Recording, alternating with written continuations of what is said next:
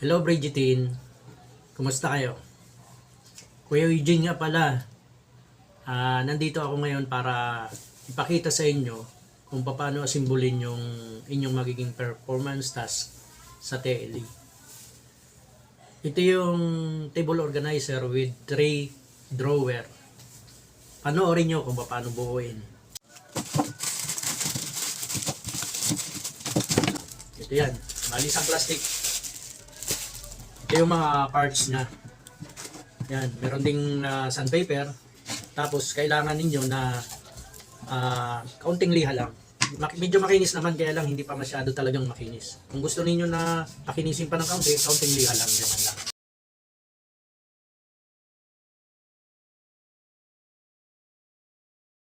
Emga Kalangan. Una, kailangan nyong i-separate yung tatlong drawer agad. Ito yan, ito yung mga parts niyan. Mapapansin niyo may kanal. Yan yung sa drawer. Yan, tatlong para siyang plywood o lawanit o ano. Yan, tatlo yan. So sa bawat isa may dalawang kapartner siya. Yan. So yan yung isang drawer. Yan. Tapos dalawang maliit. Yan. Ito yung isa. Ito yung dalawang may kanal. Yan. Tapos dalawang maliit. Tapos ito yung isa. Yan, bali dalawa na. Ito yung isa. Ito yung dalawang may kanal. Yan, dalawang may kanal. Ito. Tapos yung dalawang maliit na may kanal din. Ito.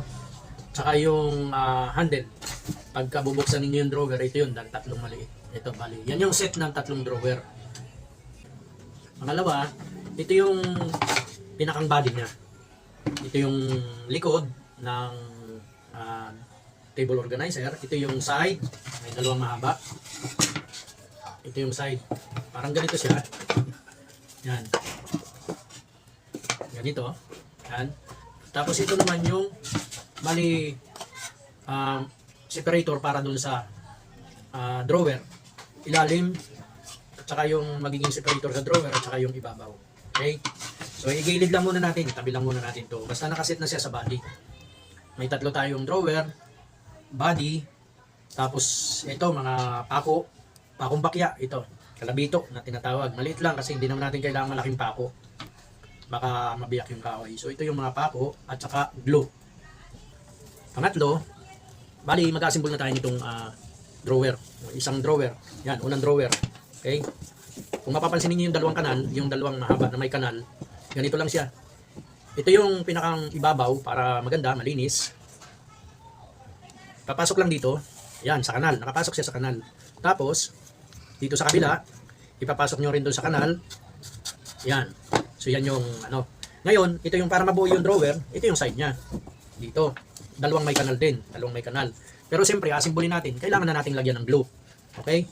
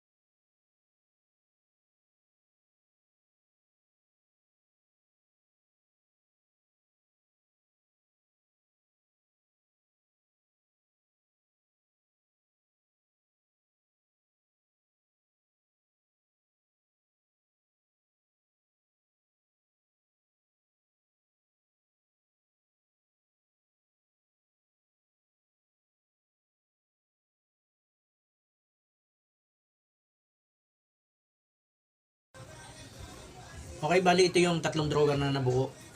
Ayan, buo na yung tatlong drawer. Ayan, okay. So patutuyo-tuyuin lang natin para mas matibay na siya. Pag ganyan tuyo na. Okay. Ngayon, ang gagawin naman natin ngayon ay buuin itong body. Yung body niya. Ito yung body. Kailangan natin ng lapis, ruler, saka martilyo. Okay po.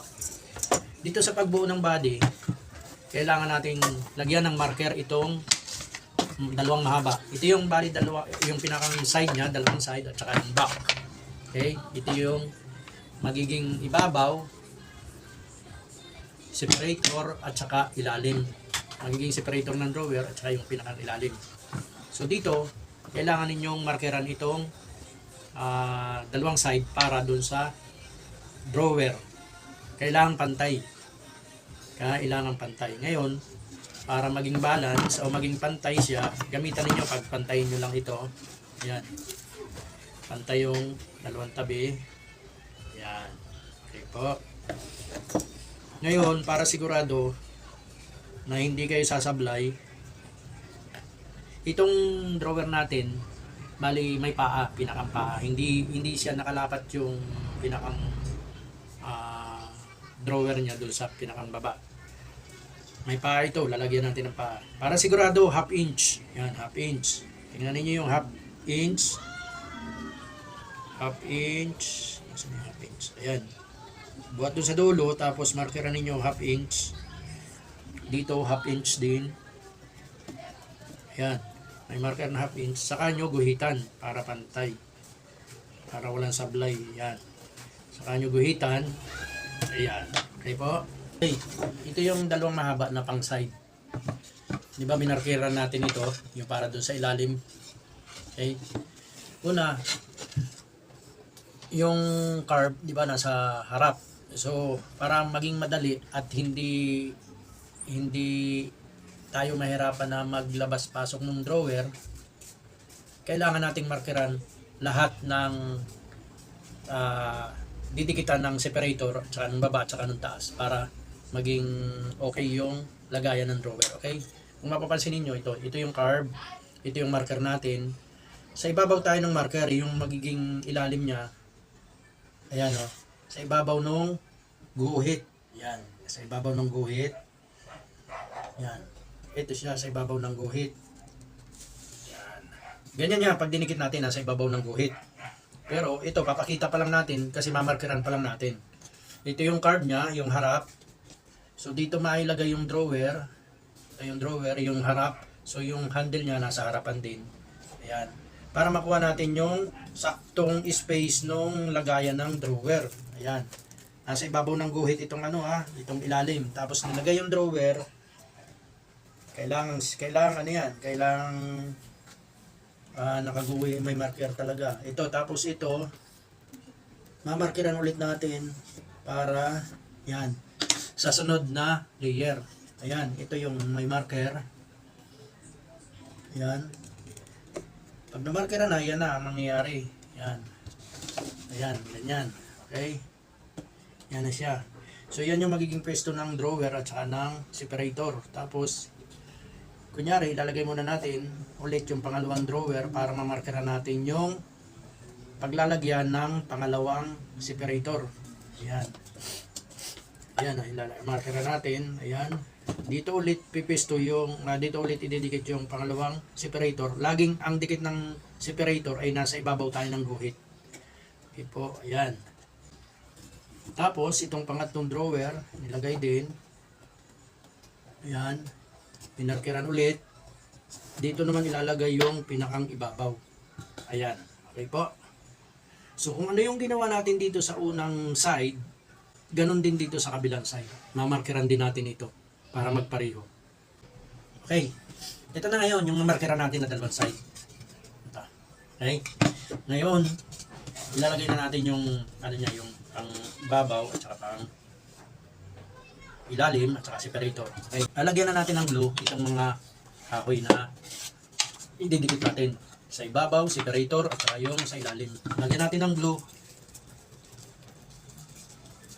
sa bawat side ulit yung ididikit natin. Lagyan natin ng glue yung magkabilang gilid na ididikit natin. Ayan, kinalat yung glue.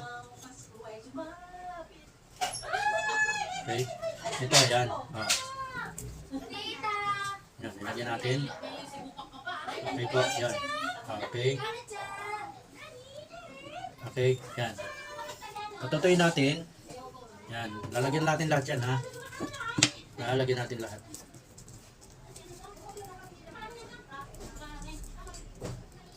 Ito. Ilagyan natin yung kabilang side. Ulit. Yan. Kinalat. Yan. Kinalat. Yan. Kinalat. Yan. Pangalawa. Ito rin kabila. Yan. Pangatlo. Lahat lalagyan natin ng glue yan.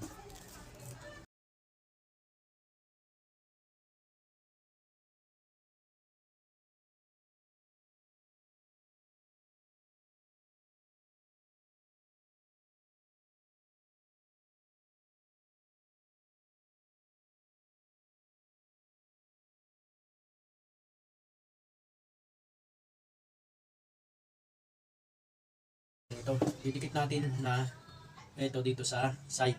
Okay? Ayan. Kailangan nasa ibabaw ng guhit. Sa ibabaw ng guhit. Ito, ayan.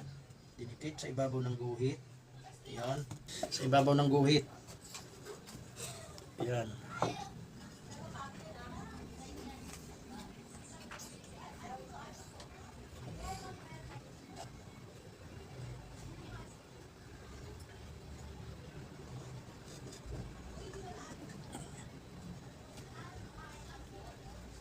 Huwag kayong ilalim sa ilalim ng guhit, kasi pag inilalim ninyo sa ilalim ng guhit, hindi ninyo maipasok itong drawer doon. Magsisikip. Nakasukat tayo sa ibabaw ng guhit. Yan. Testingin natin para malaman natin kung kasya nga. Okay?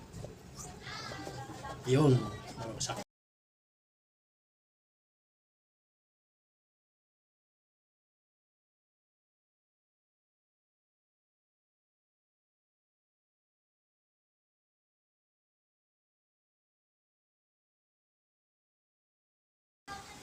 Pag natapos na yung pangatlo, pang-apat, ayan, buo na siya.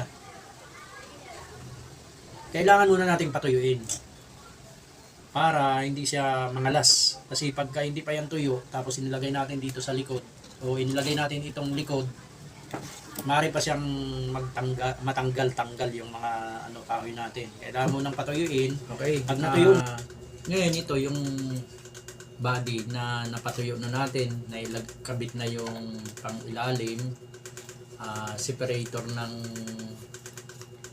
drawer, tapos itong pang ibabaw. Ngayon ang kailangan natin, idikit naman itong likod.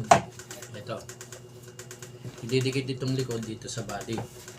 Okay, lagyan lang natin ng glue. Ayan.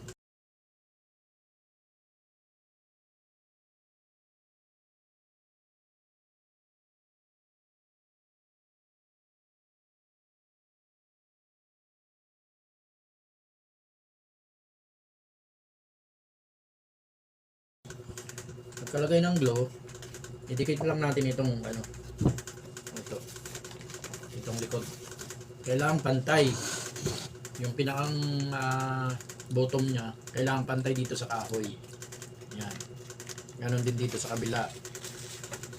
Okay po. Yan, tingnan nyo lang.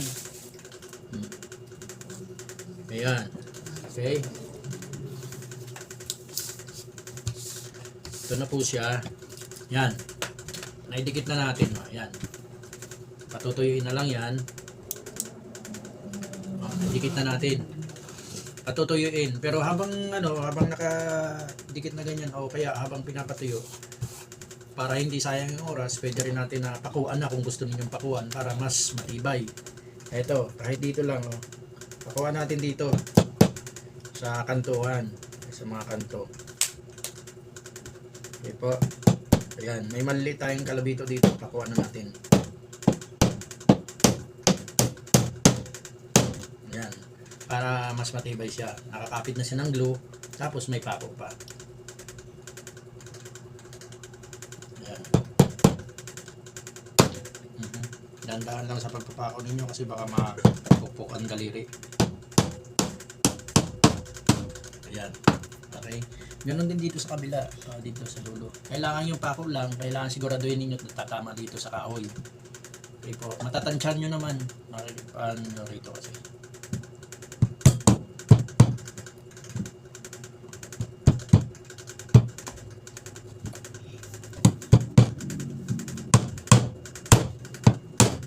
Yun. Okay po. Tapos ito rin isa, kabila. Kahit apat na side, apat na kanto lang lagyan nyo, okay na yan. Matibay na yan. Ayan, nakakuha na po natin. Okay. Okay na yung likod. Hindi na matanggal yan. Nakadikit na ng glue tapos nakapako na. Ngayon, kung gusto pa ninyong may sobra pang pako, pwede ninyong pakuhan itong mga to. Eto, pwede dito. O kaya, lagyan pa ninyo itong gitna pala. Gawin natin na 1, 2, 3, 4, 5, 6. Itong gitna para ano. Yan. Yan. Okay po. Yan. Para mas matibay siya. Yan yung mga pako. Tapos kung gusto niyo may sobra pa rin pako, pakuha nyo kahit tigi-tigisa lang dito. Dito sa tapat nito, 1, 2, 3, 4, 5, tapos dito 5, 6, 7, 8. Yan. Tulad yan. Tansyahin nyo lang na kailangan tatama lang doon sa ano. Yan.